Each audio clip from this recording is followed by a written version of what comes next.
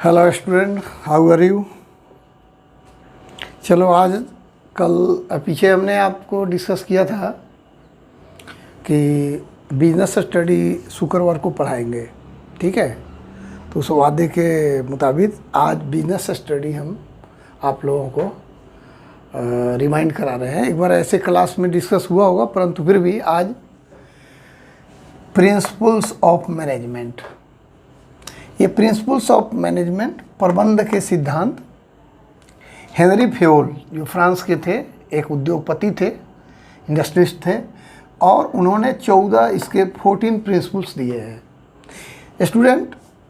तो इस 14 प्रिंसिपल्स पर आज हम डिस्कस करेंगे। ये आपके लिए 12वीं एग्ज़ाम के लिए बैकबोन है, बहुत ही इम्पोर्टेंट है।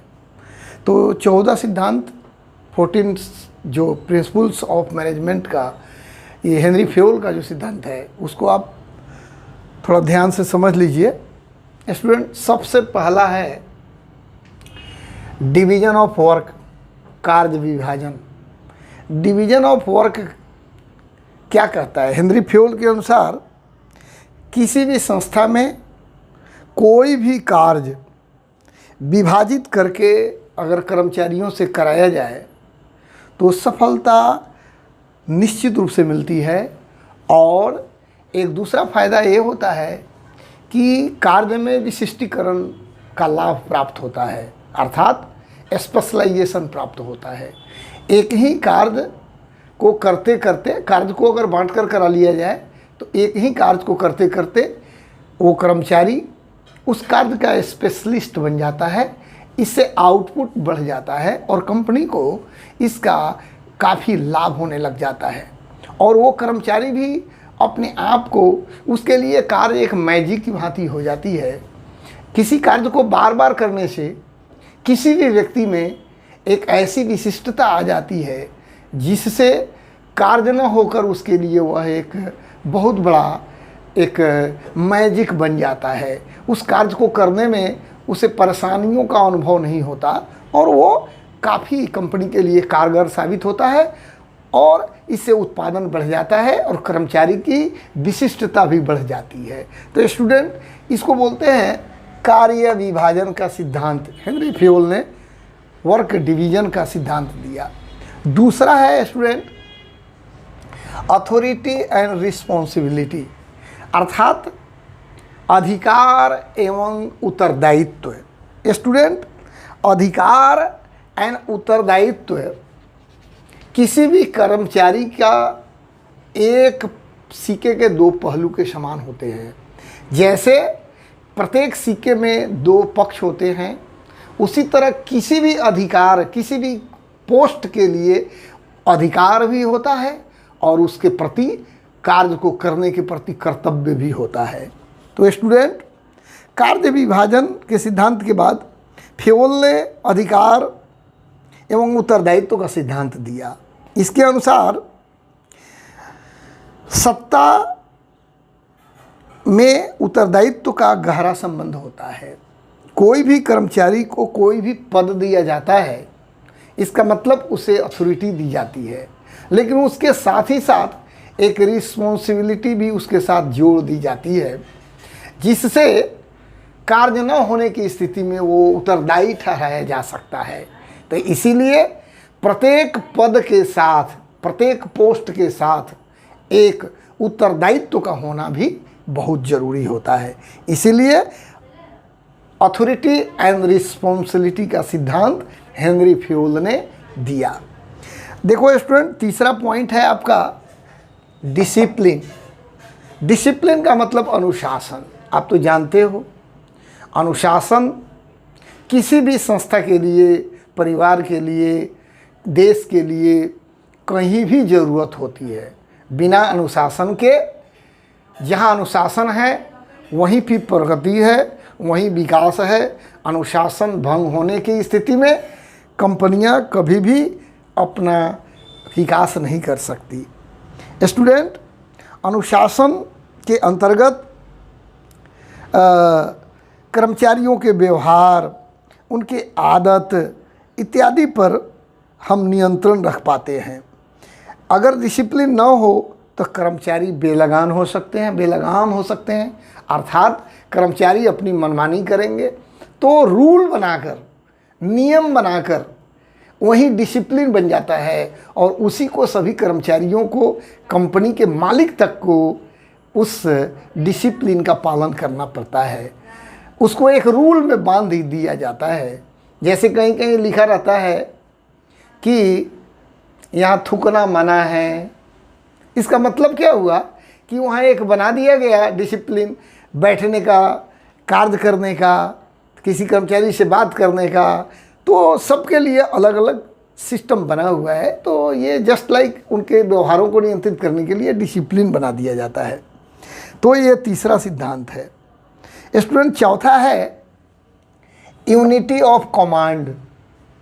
इसका मतलब होता है आदेश की एकता। आदेश की एकता हमें ये बताता है, आदेश की एकता हमें ये बताता है कि किसी भी कर्मचारी को कोई भी अधिकारी, एक ही अधिकारी निर्देशित करे। एक ही कर्मचारी, किसी कर्मचारी को कई अधिकारियों द्वारा निर्देश नहीं दिया जाना चाहिए। अगर ऐसा होगा तो कोई भी कर्मचारी अपना कार्य पूरा नहीं कर पाएगा। इसलिए किसी भी कर्मचारी को उसके शीर्षस्थ अधिकारी द्वारा अगर निर्देश दिया जाता हो तो एक ही उसका हेड अर्थात उसका बॉस या उसका सीनियर कोई अधिकारी उसे निर्देश दे। तो इस तरह से अगर एक ही कर्मचारी को कई ऑफिसर्स अगर निर्देश दे देंगे तो वह अपने कार्यों को पूरा नहीं कर पाएगा। इसलिए कर्मचारियों को एक ही सीनियर द्वारा निर्देशित किया जाना चाहिए। यही ये सिद्धांत बताता है, यूनिटी ऑफ कमांड। दूसरा है, फिर आगे पांचवा पॉइंट है unity of direction. Student, unity of direction का मतलब होता है निर्देश की एकता। ये निर्देश की एकता का मतलब क्या होता है? यहाँ एक व्यक्ति किसी को निर्देशित करेगा, समान उद्देश्य के लिए कार्य करने वाले कर्मचारियों को, इसके अंतर्गत क्या आता है? समान निर्देश, समान कार्य के लिए कार्य करने वाले कर्मचारियों को उसी डिपार्टमेंट के किसी व्यक्ति द्वारा निर्देशित किया जाना चाहिए। जैसे उदाहरण के लिए अकाउंट डिपार्टमेंट के कर्मचारियों को अकाउंट डिपार्टमेंट के हेड द्वारा ही निर्देशित किया जाना चाहिए। ऐसा नहीं हो कि अकाउंट डिपार्टमेंट में प्रोडक्शन डिपार्टमेंट वाला आकर निर्देशित करने लग जाए कि भाई मेरा ये काम कर दो। तो फिर इसका मतलब हुआ कि डायरेक्शन सही दिशा में नहीं है। आपका निर्देशन, आप अगर प्रोडक्शन के मैनेजर हो तो आपका डायरेक्शन प्रोडक्शन डिपार्टमेंट में होना चाहिए, न कि अकाउंट्स डिपार्टमेंट में। अकाउंट्स डिपार्टमेंट में सिर्फ अकाउंट्स का मैनेजर ही निर्देशित कर सकता है। स्टूडेंट, इसको बोलते हैं निर्देश की एकता। इसके आगे है subordination of individual interest to general interest. इसका मतलब होता है subordination of individual interest to general interest. इसका मतलब होता है कि सामान्य हितों के लिए व्यक्तिगत हितों का परित्याग। समान हितों के लिए व्यक्तिगत हितों का परित्याग। इसका मतलब कर्मचारी कोई भी कंपनी में कार्य करता है, वो कंपनी के लिए कार्य करता है, उसे ऐसा समझकर कार्य करना चाहिए, उसे पर्सनल इंटरेस्ट में कोई भी अपना ऐसा कार्य नहीं करना चाहिए जिससे कंपनी को लाभ ना होकर उसे उसका व्यक्तिगत लाभ हो। जैसे कोई कर्मचारी किसी भी पद पर होते हैं, आप तो देखते ही हैं कि वो अपना घर भरने लग जाते हैं, घूसखोरी, जमाखोरी, तरह तरह की बातें करने लग जाते हैं। उससे क्या होता है? क्या देश को फ़ायदा होता है? क्या उस कंपनी को फ़ायदा होता है? क्या उस संस्था को फ़ायदा होता है? नहीं, उनको पर्सनल फ़ायदा होता है। तो स्टूडेंट, जैसे मान लो उदाहरण के तौर पर किसी कंपनी में कोई मैनेजर है, वो परचेज मैनेजर है, तो उसे परचेज करने के लिए मालिक ने या कंपनी ने उसको परचेज मैनेजर बनाया है रॉ मटेरियल का परचेज करना, किसी भी वस्तु का परचेज करना ताकि प्रोडक्शन हो सके, तो उसे कई मार्केट में कई जगहों पर रेट का अनुसंधान करना चाहिए, रिसर्च करना चाहिए, जहाँ सस्ता मिले, अच्छी वस्तुएं मिली वो उसको खरीदना चाहिए। लेकिन होता क्या है, परचेज मैनेजर अपने किसी संबंधी से माल खरीद लेता है रेट बढ़ाकर। जैसे देश में भी हम देखते हैं बहुत जगह ऐसे बड़े बड़े ऑफिसर अपने कुटुंब से ही बड़े बड़े माल खरीद लेते हैं, उसमें घूसखोरी होती है मूल्य बढ़ा करके उससे पैसे। तो इससे क्या होता है, इससे कंपनियों को नुकसान झेलना पड़ता है स्टूडेंट। इसलिए पर्सनल इंटरेस्ट को सामान्य हितों के लिए त्याग देना चाहिए, पर्सनल इंटरेस्ट को सामान्य हित जनरल इंटरेस्ट में यूज करना चाहिए, परित्याग कर देना चाहिए अपने पर्सनल हितों को। ये सिद्धांत ये कहता है स्टूडेंट। ये जो 7वां पॉइंट है, रिम्यूनरेशन ऑफ पर्सनल, कर्मचारियों की उचित पारिश्रमिक। इसका मतलब आप समझ गए होंगे, किसी भी कंपनी में कर्मचारियों को उचित तनख्वाह अगर न दिया जाए तो वो कर्मचारी घूसखोर हो सकता है, वो कर्मचारी अपने बेनिफिट के लिए तरह तरह के हथकंडा अपना सकता है। इसलिए अगर उचित पारिश्रमिक दिया जाए तो कोई भी कर्मचारी बेईमान नहीं हो सकता, उसे अपने कर्तव्य को निर्वहन करने के लिए अपने खुले मन से वह कार्य करेगा। इसलिए हेनरी फ्योल ने एक रिम्यूनरेशन टू पर्सनल का सिद्धांत दिया, जिसके अंतर्गत कर्मचारियों का शोषण न हो, उसके वर्क के मुताबिक उसको उसका पारिश्रमिक दिया जाए। स्टूडेंट, अगला पॉइंट है सेंट्रलाइजेशन एंड डिसेंट्रलाइजेशन, केंद्रीयकरण एवं विकेंद्रीयकरण। इसका मतलब है सेंट्रलाइजेशन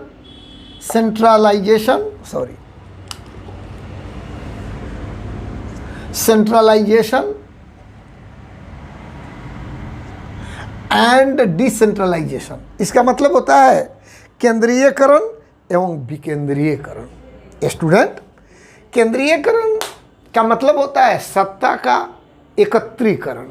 सत्ता को एक जगह जब रखा जाता है, कुछ पावर को एक ही जगह रखा जाए तो उसको केंद्रीयकरण कहा जाता है।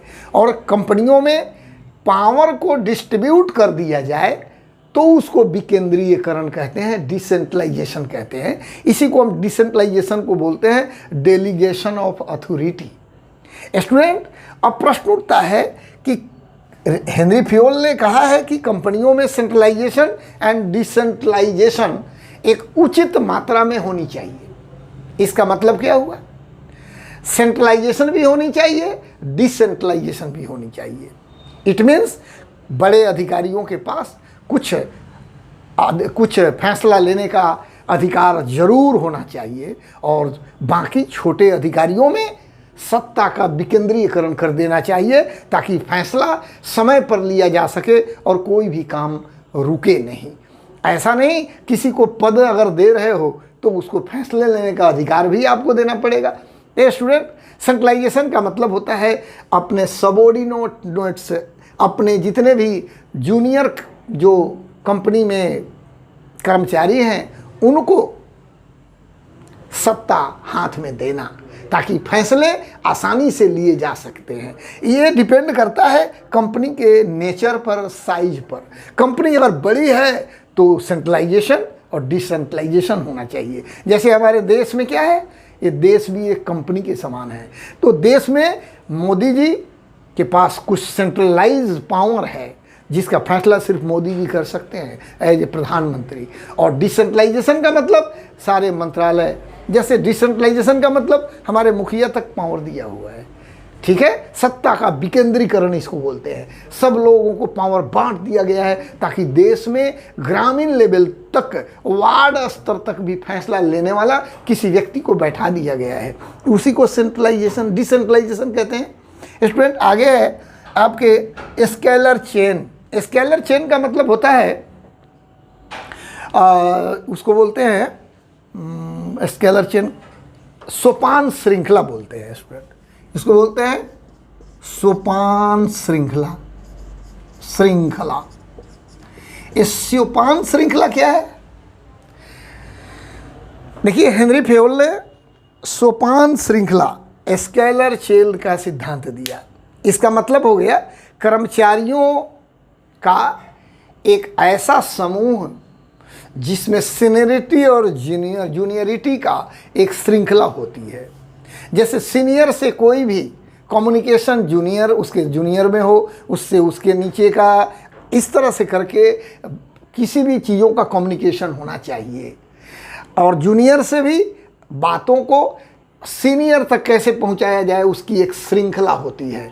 इसको स्केलर चेन कहते हैं। ऐसे स्केलर चेन के बारे में अब तो इस पर अलग अलग हम डिस्कशन कर सकते हैं। स्केलर चेन होता है टॉप लेवल, मिड लेवल और एक प्लेटफॉर्म एरिया होती है। क्लास में हम डिस्कस भी किए थे स्टूडेंट। एक स्केलर चेन होता है कंपनी में, इसको अधिकारों का श्रृंखला कहते हैं, जहाँ पर अधिकारी लोग बैठे होते हैं। टॉप से बॉटम तक कम्युनिकेशन होता है, अब बॉटम टू टॉप तक विचारों का आदान प्रदान होता है, ताकि कंपनियों में कोई भी काम आसानी से होता रहे। Student, principles of order. Order का मतलब होता है व्यवस्था का सिद्धांत। व्यवस्था का मतलब क्या होता है? कंपनी में प्रत्येक व्यक्ति तथा प्रत्येक कर्मचारी का एक नियत स्थान होना चाहिए। मशीन कहाँ रहेगा, स्टॉक कहाँ रहेगा, कौन वस्तुएं कैसी रहेगी, कौन व्यक्ति का क्या सीट होगा। तो इस तरह से किसी व्यक्ति को ढूंढने में, किसी कर्मचारी को ढूंढने में उसके स्थान नियत हो तो आसानी से मिल जाता है। वस्तुएं नियत स्थान पर रखी जाए तो उस वस्तुओं को भी आसानी से ढूंढा जा सकता है। इसलिए ये एक ऑर्डर का सिद्धांत भी कंपनियों में होना चाहिए। ये हेनरी फ्योल ने सारे सिद्धांत दिए हैं। Principles of equity. इक्विटी का मतलब समता।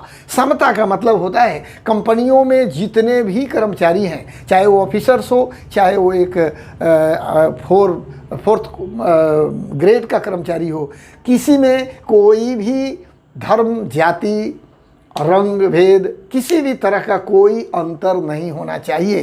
अर्थात सब में एक समानता का भाव होना चाहिए। वह वर्क से, सिर्फ वर्क से वह जूनियर है, लेकिन मानवता के नाते वो किसी से कम नहीं है।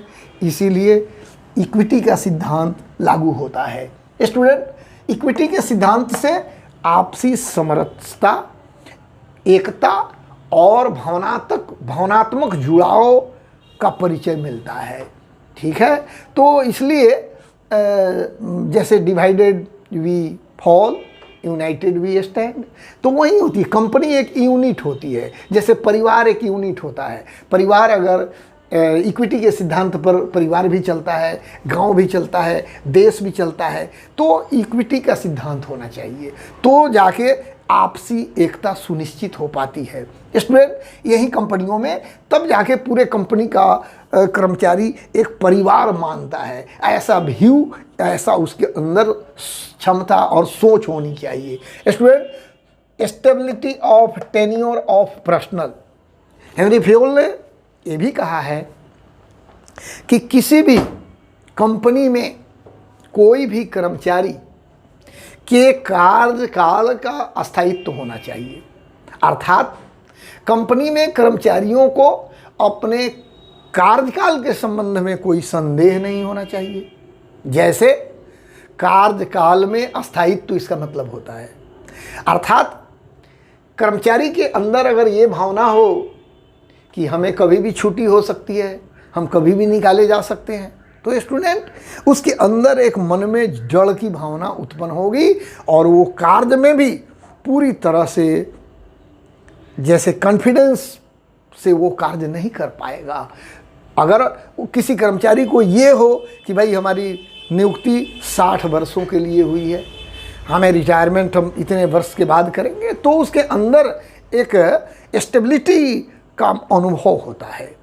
तो इसीलिए हेनरी फ्योल ने ये कहा कि कर्मचारियों के कार्यकाल में अस्थायित्व अगर नहीं होगा तो आयाराम गयाराम की स्थिति जब होगा तो कर्मचारी डर महसूस करेंगे और कर्मचारी हमेशा कंपनियां बदलते रहेंगे। तो कार्य में अस्थायित्व भी जरूरी है, कर्मचारियों में अस्थायित्व के साथ कार्य में भी अस्थायित्व जरूरी है। इसलिए ये कर्मचारियों के कार्यकाल में अस्थायित्व बहुत ही आवश्यक एक सिद्धांत है। स्टूडेंट, हेनरी फ्योल ने 13वां सिद्धांत दिया, प्रिंसिपल्स ऑफ इनिशिएटिव। इनिशिएटिव का मतलब होता है पहल क्षमता। पहल क्षमता का मतलब होता है स्टूडेंट, प्रत्येक कर्मचारी में पहल क्षमता होती है। हर व्यक्ति में एक गुण होता है, क्वालिटी होता है। उस क्वालिटी को विकसित होने का मौका दिया जाना चाहिए। मान लो कोई कर्मचारी है और उसके अंदर बहुत बड़ी योग्यता है, लेकिन उसका जो अधिकारी है वो उसको एक पाथ दे देता है, एक रास्ता दे देता है, भाई तुम्हें यही करना है। और वो कर्मचारी कह रहा है सर इसको इस मेथड से इस तरह कर दें, जल्दी समय में हो जाएगा। तो कहता है नहीं नहीं भाई, आपको ऐसे ही करना होगा जैसे मैंने आपको बता दिया है। इसका मतलब क्या होगा कि किसी भी कर्मचारी की पहल क्षमता दब जाएगी। तो अगर किसी कर्मचारी में कोई एडिशनल योग्यता है, पहल क्षमता है, तो उसका विकास जरूर किया जाना चाहिए। ऐसा सीनियर को अपने जूनियर कर्मचारियों के प्रति ये एक दशा बना के रखनी चाहिए कि हमें किसी भी व्यक्ति के अंदर कोई इनिशिएटिव अगर हो, पहल क्षमता हो, तो उसका हमें पूरा इस्तेमाल करना चाहिए। इसलिए सीनियर कर्मचारी को जूनियर को सहयोग भी देना चाहिए। Student, Spirit D corps. अब एस्पिरिट डी कॉर्प्स का मतलब होता है सहयोग की भावना। सहयोग की भावना का मतलब होता है कि देखिए, कर्मचारी जैसे साइकिल में चेन होती है, मोटरसाइकिल में चेन होती है। इसका मतलब क्या होती है? वो एस्पिरिट डी कॉर्प्स का एक उदाहरण है। जैसे साइकिल की एक चेन की एक कड़ी अगर ख़राब हो जाए, एक श्रृंखला में कहीं प्रॉब्लम हो जाए, तो साइकिल रुक जाएगी, मोटरसाइकिल भी रुक जाएगी। वैसे ही कंपनी में कर्मचारी का एक चेन होता है। अगर ये चेन में सहयोग नहीं हुआ, जैसे मान लो ये ऑफिसर्स है, बहुत बड़ा ऑफिसर है, मान लो ये मोदी जी हैं, मोदी जी हैं, और मोदी जी और ये क्या है, एक छोटा मिनिस्टर है या कोई और व्यक्ति है। तो मोदी जी के योजनाओं को कौन लागू करता है? ये सब नीचे के लोग ही तो लागू करते हैं, गांव तक मुखिया तक लागू करते हैं। अगर ये सब लोग सहयोग करना बंद कर दें तो क्या मोदी जी देश के प्रधानमंत्री योजनाओं को लागू कर पाएंगे? नहीं। तो हमें सभी कर्मचारियों को एक उद्देश्य बनाकर हमें एक लक्ष्य के साथ कार्य करना चाहिए और सहयोग की भावना चेन की तरह कार्य करना चाहिए। सभी को इफोर्ट्स के साथ कार्य करना चाहिए ताकि लक्ष्य की प्राप्ति हो। स्टूडेंट, आज हमने ये 14 सिद्धांत डिस्कस किया है। आप लोग इसे थोड़ा और भी इससे संबंधित जो भी हो नोट्स आप लोग बना लेंगे। Okay, thank you.